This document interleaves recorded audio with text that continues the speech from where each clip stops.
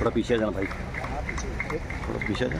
हम सभी से सभी महानुभाव को 10। आज 8 मई मंगलवार को मीरा भाईंदर शहर में 25 थाने लोकसभा क्षेत्र के महायुति के उम्मीदवार नरेश मस्के ने प्रचार की शुरुआत की।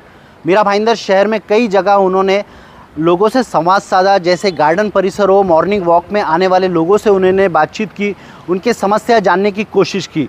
साथ ही साथ भाईंदर पश्चिम के महेश्वरी भवन में एक कार्यक्रम का आयोजन किया गया था, जिसमें कई सामाजिक संगठनों ने उन्हें समर्थन दिया।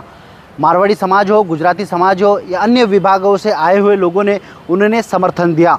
इस संदर्भ में हमने नरेश मस्के से बातचीत की। आइए जानते हैं उन्होंने क्या कहा।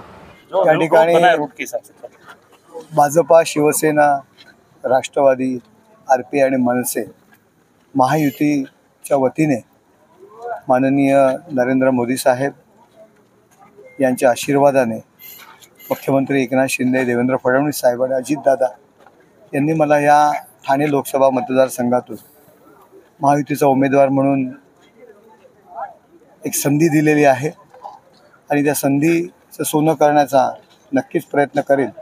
आणि या ठाणे लोकसभा मतदारसंघामध्ये या विभागात स्थानिक आमदार प्रताप सरनाईक असेल, गीता जैन असतील, त्याचबरोबर नरेंद्र मेहता असतील आणि सर्व लोकप्रतिनिधी यांच्यामार्फत दिल्ली केंद्रीय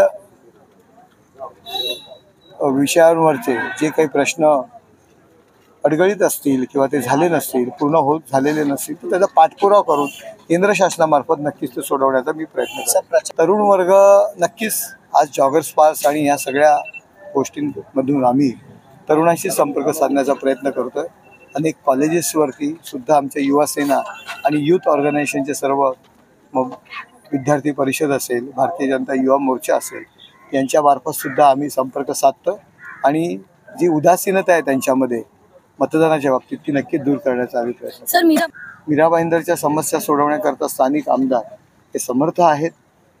फक्त केंद्र शासन आणि या संबंधात काही विषय असतील, काय अडचणी असतील त्या सोडवण्याचा प्रयत्न करेल आणि स्थानिक नगरसेवक आहेत आणि ही तिन्ही मंडळी या ठिकाणी खूप चांगलं काम करत असतात आणि आपण पाहताय पूर्णपणे माननीय मुख्यमंत्री एकनाथ शिंदे साहेबांच्या प्रयत्नांनी प्रताप सरनाईक साहेब असतील, गीता जैन असतील, यांनी प्रचंड असा निधी या मीरा भाईंदरमध्ये आणलेला आहे आणि मीरा भाईंदरचा कायापालट या ठिकाणी झालं। मी या ठिकाणची जी काही गार्डन्स पाहतोय खूप चांगली नीटनेटकी आहेत, चांगली मेंटेन आहेत, असं फार कमी ठिकाणी हे पाहायला मिळतं।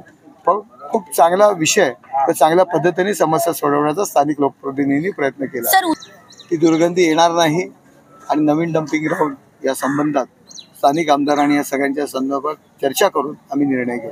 लोकांपर्यंत रॅलीज असतील, आज तुम्ही पाहताय जॉगर्स पार्कमध्ये सुद्धा आम्ही लोकांना भेटण्याचा प्रयत्न करतो। मुळात शिवसेना, भाजप, राष्ट्रवादी, मनसे, आरपीआय ही आमची महायुती आहे आणि आम्ही फक्त निवडणुकीपुरतं काम करत नाही। आमच्याकडे कार्यकर्त्यांचा संच आहे, 24/7 ही आमची लोक काम करत असतात। निवडणुकीपूर्वी आम्ही मर्यादित नसतो, त्यामुळे आम्ही कार्यकर्त्यांच्या जीवावरती लोकांपर्यंत पोहोचतो। आप देख रहे थे YSR न्यूज़ में अजीम तांबोली, भाईंदर।